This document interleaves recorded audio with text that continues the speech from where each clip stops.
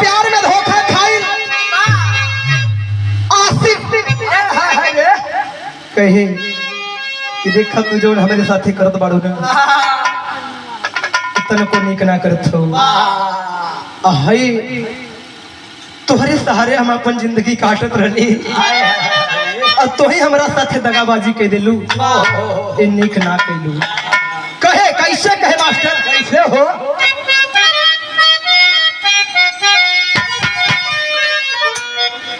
कि तोहरा मोहब्बत में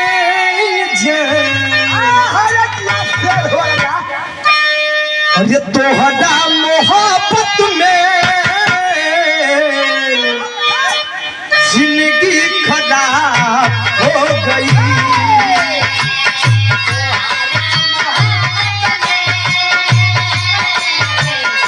जिंदगी खराब हो गई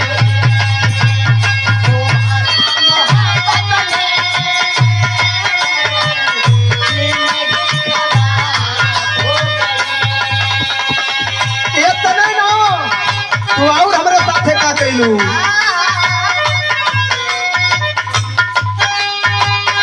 दिल जब से तोड़ा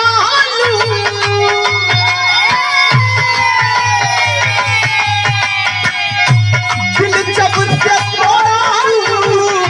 हम के छोड़ा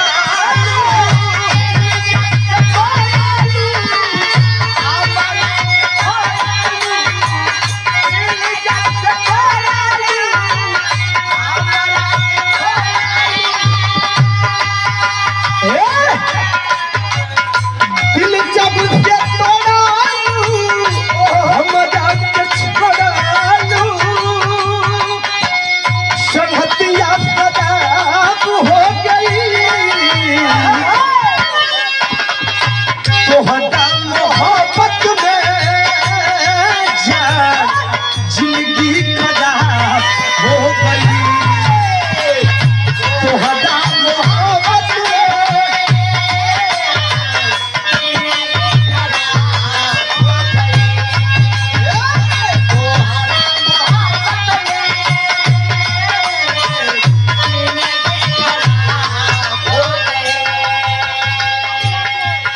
और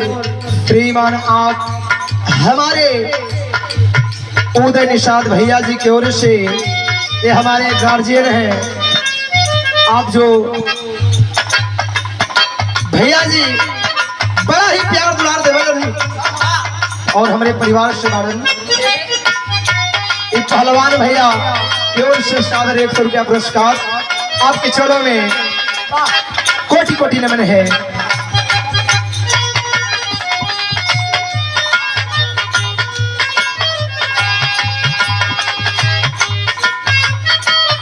और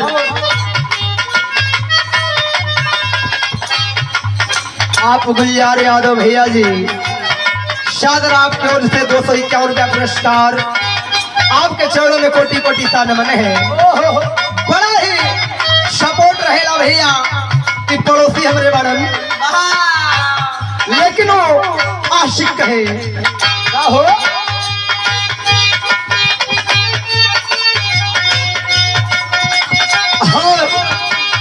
हम लोग में बड़ा ही गहरा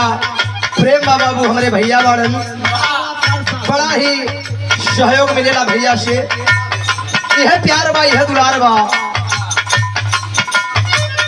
अरे वाह आए है बारे राजा दिल जब से तोड़ा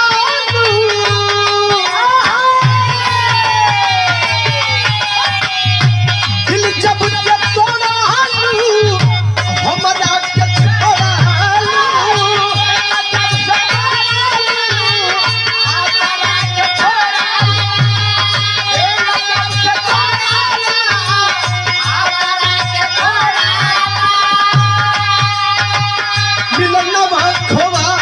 हो गई तो मोहब्बत में जिंदगी खराब हो गई आया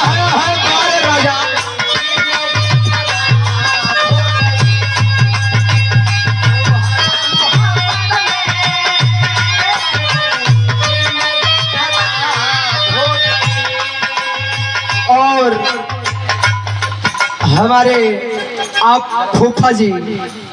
मिर्जापुर के धरती से बाबूजी इस चादर आप 200 रुपया देकर के सम्मान कैलन और बड़ा ही सहयोग रहेला जहाँ कार्यक्रम होला हम लोग को हौसला अफजाई करेलन। और गुलजार भैया का नाम बा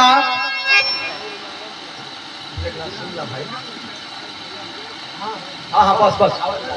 गुलजार भैया का कहनाम बा कि केकरे बर देला है बहन बदे अच्छा अच्छा चादर आपके चरणों में नमस्कार प्रणाम पहुंचे।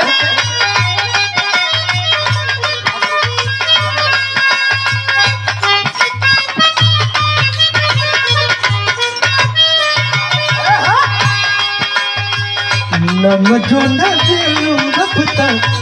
अब जो न देलू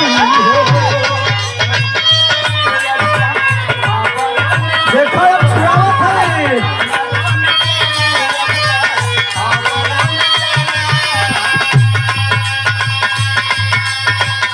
सही हाथ के शादी कैलू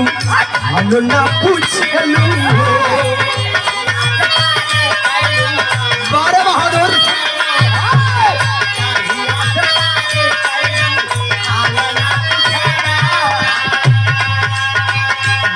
जो न देलू वक्त अब जो न लेलू हो सही हाथ के शादी कैलू हम ना पूछलू हो और सही सतैबू का यका और सही सतैबू का यका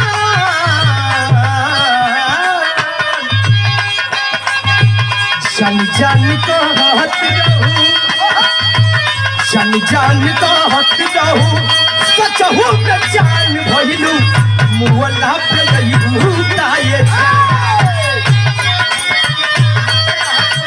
सचहू के जान भइलू मुअल्ला अभी होई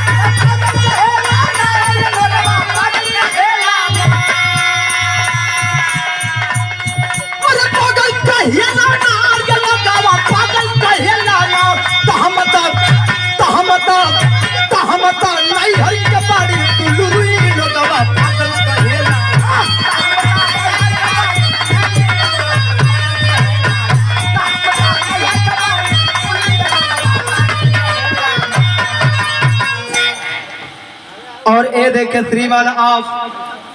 हमारे निरहू फूफा जी मिर्जापुर की धरती से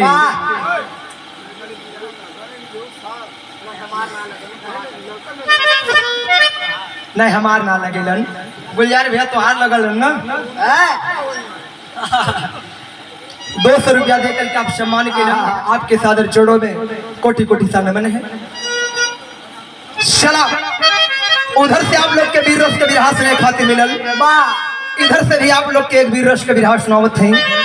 आप लोग के बेहद पसंद आई।